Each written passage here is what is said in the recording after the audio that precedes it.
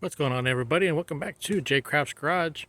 Well, after all of the cold, cooler weather and the rain and everything, I'm back at it again. This time I'm doing a service on this Polaris Ranger 1000. I think it's a 2023 Polaris Ranger 1000 crew with light bar, a whole bunch of accessories on it.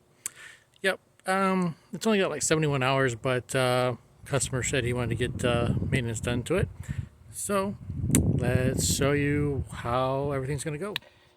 So first things first, I already changed out the spark plugs in it. They are running auto light for whatever reason why they are running auto light. I think it's a Ford or something on these engines, but yeah, they are running auto light spark plugs in the engine. It only takes two in this in the engine in this utility vehicle. As a matter of fact, they're pretty easy to get to. They're not on top of the engine like the older ones. They're off to the side, right there, in between the exhaust manifold and the head. Fairly relatively easy to get to. Just you got to be careful taking off the spark plug wires, or actually the spark plug boots, off of them because you might wind up ripping them up. I haven't had that happen yet, but I'm pretty sure after some age and some usage and heat and everything, there's going to be issues with those spark plug boots. Next thing that we replaced on the Ranger 1000 was the air filter. The air filter don't look too bad on it, but I replaced it anyways because you never know what all is taking place with it. They could have went through some water, gotten through some water, and waterlogged it or something.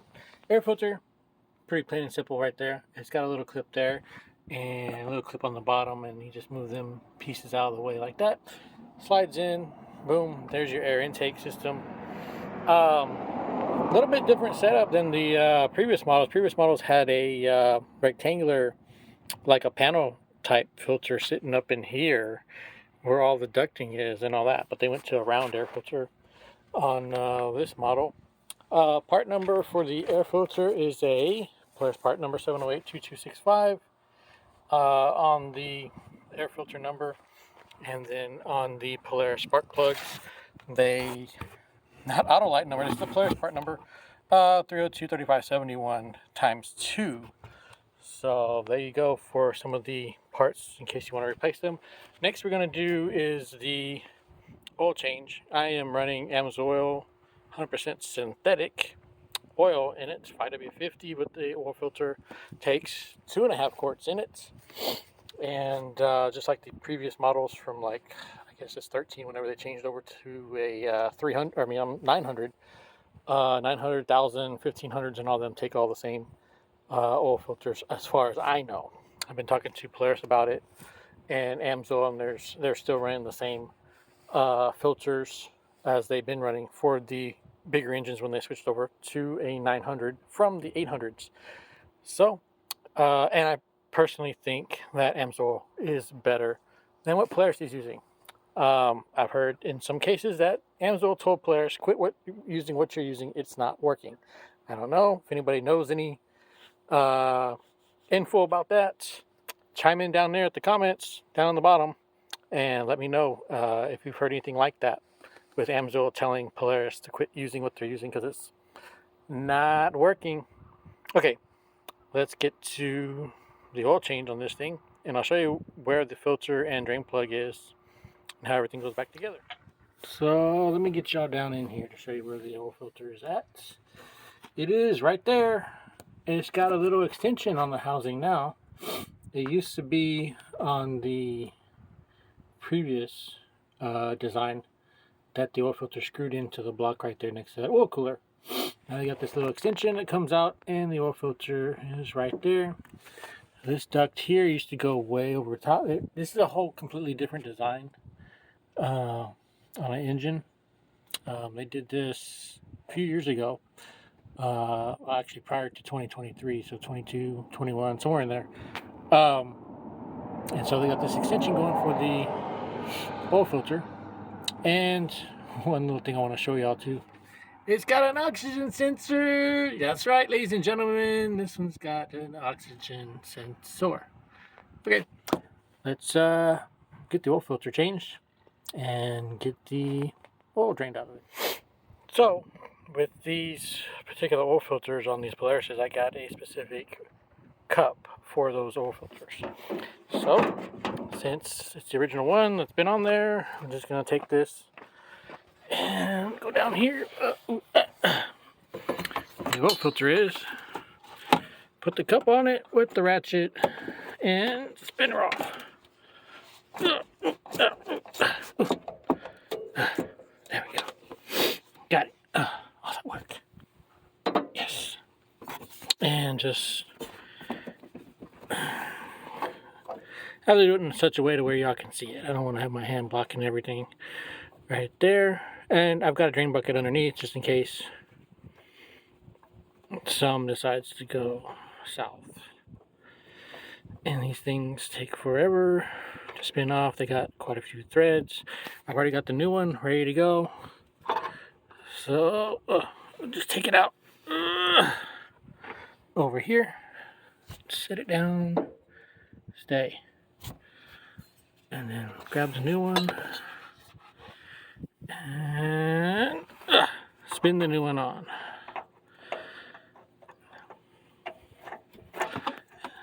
And just like that, I've already put oil on the gasket, so that was already done. And that's it for the oil filter. On that part, we just got a little, I don't even see any oil down there that dripped off of it, so we're in good shape. So now, I'm going to go down to the bottom and drain the 2.5 quarts out of it into the drain bucket. So we're up underneath the Ranger, and the drain plug is right there on the engine from the oil pan. 6mm hex on it. So we're going to put the Allen on it. It's an internal hex. It's not external like you can put a socket. You have to use an Allen, 6mm Allen on it and to drain it. So here we go. Well, there you go, folks. That's what oil looks like with 71 hours on it. Yeah, we're gonna let that drain out for a little bit. It looks clean, but this is the original oil from the factory, so it's probably got a few, probably some things in the oil, and I don't think it's been changed prior to me changing it right now. So after it drains out, we're gonna put the plug back in it, and then we're gonna install the new oil into the crankcase. And the oil into the crankcase. Again, oops, spilled some. You didn't see that. Running AMSOIL 5W50. That's what they would like to have, according to Polaris. 5W50 in it. Don't know why. But as far as everything I know, Polaris is the only one that I see run 5W50 in their engines. Not sponsored, by the way, from AMSOIL. I do not get paid for mentioning them on my videos. Everybody else runs 1030 or 1040, like John Deere runs 1030, I think, or 1040. You can run either one. And Kawasaki runs 1040, and Can-Am runs like a 5W40, or you can run 1040 in it as well. Alrighty, we got all the oil back into the engine. Next is, I'm going to go to the rear differential and do that one. So back here on the rear differential, this is where the fill plug is. Right in between the frame and the muffler, the receiver hitch, and the muffler and all that fun stuff. They got just a little hole big enough to access the fill plug. So what I usually do, I usually break the fill plug open first, and then we're going to go up underneath and open the drain on the bottom and drain the fluid out of the transmission as well. So the drain for the drain plug is right here in this little rectangular hole underneath the rear of the Ranger. And that's an 8mm. The fuel plug and the drain plug on this one is an 8mm. And same thing for the front differential too. I'll show you here in a minute. So we're going to take that loose and drain the fluid out of it. I think it's only like a quart thereabouts. And then refill it with some... Check out this fluid real quick. This fluid is clean, or is clear and clean fluid. But I don't know if you can see it. It's pretty dark. It's pretty dark because Polaris, in the all infinite wisdom, see if I can focus in on it. Anyways, in their AGL or whatever they use in the transmissions, decided that it was a good idea to have dark fluid already to put into the whatever they're using. Me personally, I don't like that. I'd rather use a light color fluid. That way, if it turns a certain color or whatever, I know kind of sort of say, hey, look, you might want to change it or whatever. This dark fluid, it's black coming out, and you'll never know what's going on unless you look at the drain plug or whatever and see some metal shavings. But myself, I'd rather not use a dark color fluid to install into a transmission or whatever. Now I know cars and trucks use red, and you can tell with those, you know, from a light colored red to a dark colored red to a brown and black, you know what's going on with your transmission. And this one here is black. I mean, pretty much it's black. I mean, it's a little lighter, maybe a shade lighter than black. But anyways, that's my rant and soapbox about this thing. Okay, let's put her back together. Now we're up to the front differential on this one. And there is where the fuel plug is on the side of the differential. It is on the passenger side. And you go to the inside of the frame right there. And right next to where the CV shaft goes in, that's where the fill hole is. And that's an 8mm, and I think the other underneath is 8mm as well. So we're going to drain it. It's not as much fluid in it. It only takes like 7 or 8 ounces in it, and then we're going to fill it back up. So, drain plug on this one, right there where that big old circle is, up underneath on the frame. And all you got to do is take an 8mm Allen to it, and just usually, this one here was kind of loose. I don't know why it's kind of loose. See, like this one here is supposed to be kind of sort of clear. Well, it's not. It's like a amber color, golden color. I don't know if y'all can see it. Yeah, but it's a different color than what was in the transmission back there, rear differential, whatever you want to call it. And they use like 2 different types of fluids, you know, AGL in the rear, and they say to use another fluid in the front, and this, that, and the other. I'll show you what Polaris suggests. That's been working out real good for this thing that I've been using, and customers have been using their utility vehicles quite extensively, and it's been working really good. Okay, it's all finished draining here. Let me put everything back together and fill it up. So this is what we're going to put back in the differentials and transmission of this Polaris Ranger. This is powertrain fluid by Amsoil, not sponsored. Yeah, a lot of people say, oh, you got to put back what the manufacturer suggests. It's under warranty and this, that, and the other. Well, let me tell you this. Amsoil has a better warranty than what the manufacturer does. I just put it to you that way. If anything happens to the engine or whatever, it's attributed to the oil breaking down, Amsoil will cover it. Okay? Tell me if Polaris will do that. Anybody? Anybody? Nope. If the oil breaks down with Polaris, they will not stand behind their units. You know, if something fails in it, unless you've got a warranty, an extended warranty, because I think their warranty is only like 6 months or something like that. It's something stupid. You have to buy, spend, $4,000 or $5,000 for an extended warranty. But that's a whole different topic for a different story, a different day. And then some of y'all might be asking, well, how in the heck do you get that fluid in the transmission or the front differential in that thing? Well, I introduced to you a funnel. Not just any funnel. This funnel here, if you notice, it's got this little part there. This has got a valve in it. So I can measure the proper amount that needs to go in it, have the valve closed until I get to it, and open up the valve and put some fluid in it. I really can't show you how that happens because, well, I'm filming with one hand and holding with another. But if you want to get one of these funnels, O'Reilly's has them. By the way, O'Reilly's is not sponsored, but I found these funnels at O'Reilly's and it works great for what I'm doing. Sometimes I might need a little longer hose or whatever, but a lot of times I can get by with what I'm using.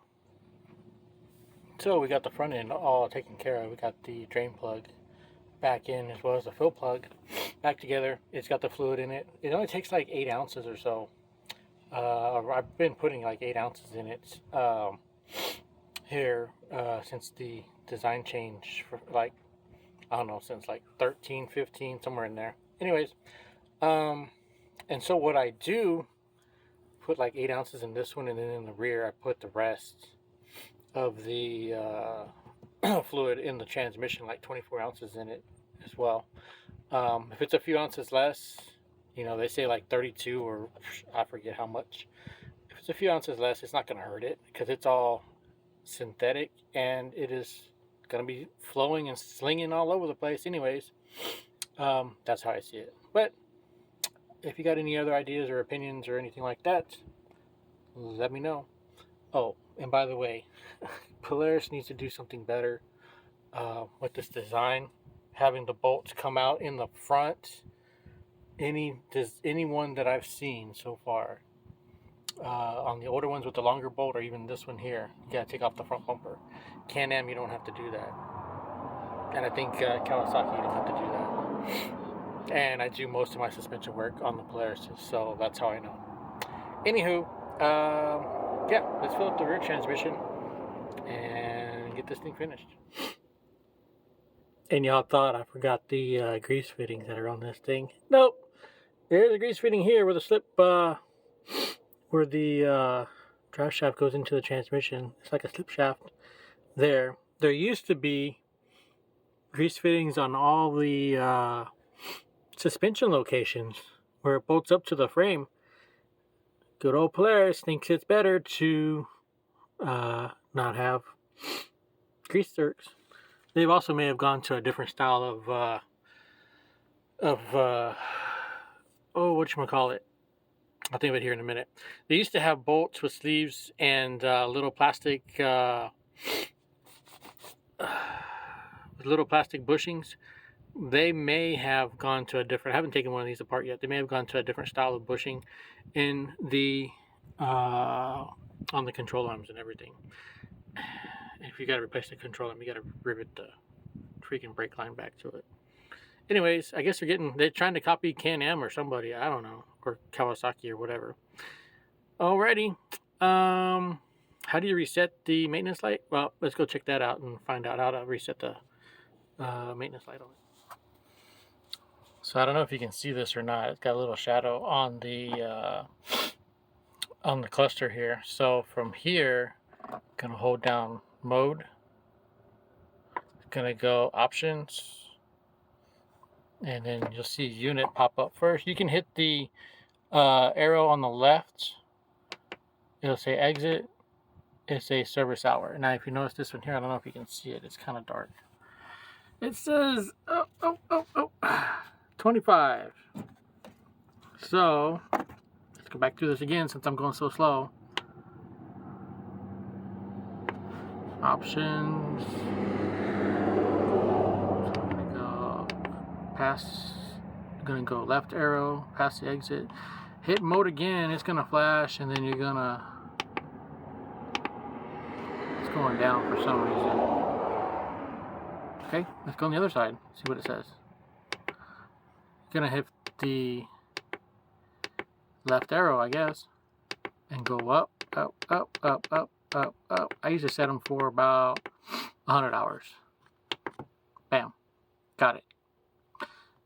And then it can You can reset it to whatever you want to. Go back to this one, hit the exit, boom, back to the screen. And just to verify, hit mode again. When the mouse power comes up, just go past the exit, bam, it's on there. So it's going to start counting backwards.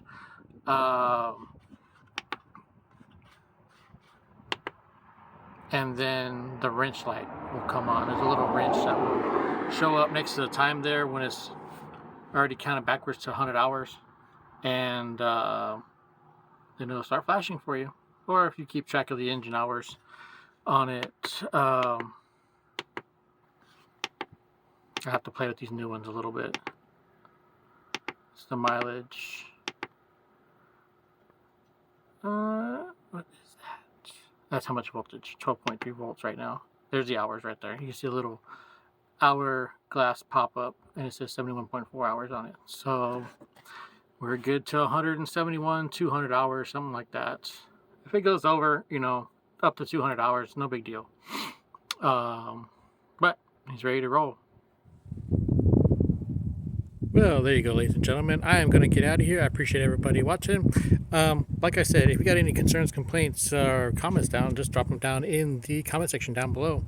Again, I hope everybody's well. Hope everybody's safe. And get ready for the next cold front that's going to be approaching sometime in the next few days. I know a lot of y'all are going to get snow, ice, and hail, and sleets, and everything else, and frostbitten. Well, hopefully not frostbitten, but hope everybody's warm. Hope everybody's safe. If you haven't done so already, like, share, and subscribe to my videos. And I'll catch you right here on the next video.